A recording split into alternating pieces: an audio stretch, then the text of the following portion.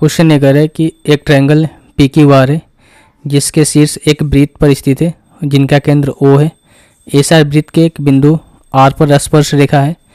यदि O R Q R इसको दो इक्वल पार्ट में डिवाइड करता है यानी कि बाइसेक्ट करता है। आर पी क्यू की वैल्यू आपसे पूछी गई है। मान लेते हैं कि भाई एक आपका सर्कल है यहाँ से,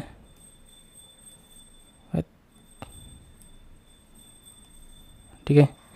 ये क्या आपका सर्कल है, इनमें से इसका सेंटर ओ हो गया और एक ट्रायंगल यहाँ पर बनाना पड़ेगा ना।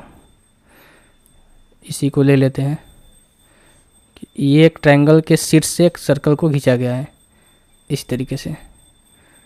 ट्रायंगल के शीर्ष से एक सर्कल को खींचा गया है और ट्रायंगल क्या है, पी क्यू आर है। पी क्यू और आर।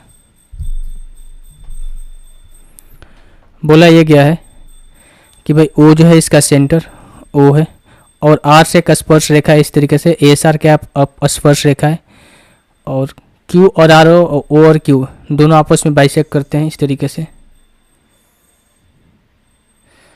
इस तरीके से बाइसेक्ट करते हैं। अब यहाँ से एक चीज़ समझिएगा भाई कि ये क्या है, एक रेडियस है, ये भी रेडियस है और हमें ये एंगल बताना है। तो हम जानते हैं कि रेडियस और टेंजेंट के बीच में एंगल कितने का बनता है, 90 का बनता है।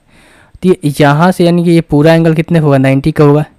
लेकिन हुआ क्या है, बोला क्या गया है यहाँ पर, देखो भाई कि क्यू आर जो है ओ आर एस को दो इक्वल पार्ट में डिवाइड करता है। ओ आर और एस ये पूरे एंगल को दो इक्वल पार्ट में डिवाइड करता है। अगर ये और ये 90 है यहाँ से लेकर यहाँ तक, तो ये एंगल 45 होगा, ये भी एंगल 45 होगा। यहाँ तक बात क्लियर हो रही होगी आपको। अगर ये 45 ये भी 45 है, ओ से लेकर आर तक रेडियस है, ओ से लेकर क्यू तक भी रेडियस है, तो रेडियस से यहाँ पर 45 एंगल बन रहा है। तो यहाँ पर इस साइड से भी कितना बनेगा, 45 ही बनेगा, क्योंकि साइड सेम है तो एंगल भी तो सेम ही बनेंगे। अब अगर ये 45 हो गया, ये 45 90 हो गया, तो ये एंगल तो आपको पता ही होगा, ट्रायंगल का सम 180 होता है, तो ये भी एंगल 90 हो जाएगा। अगर आप देखोगे कि भाई इस तरीके से एक एंगल फॉर्म हो रहा है इस तरीके से और दूसरा एंगल इस तरीके से फॉर्म हुआ सरकमफ्रेंस पर, तो हम जानते हैं अगर सेंटर पे थीटा एंगल बन रहा है तो सरकमफ्रेंस पे थीटा बाई 2 बनेगा। यानी कहने का मतलब यहाँ पर 90 है तो यहाँ पर एंगल 45 आपका होगा। यही पूछा गया ऑप्शन नंबर बी। तो एंगल कितना हो जाएगा भाई, 45।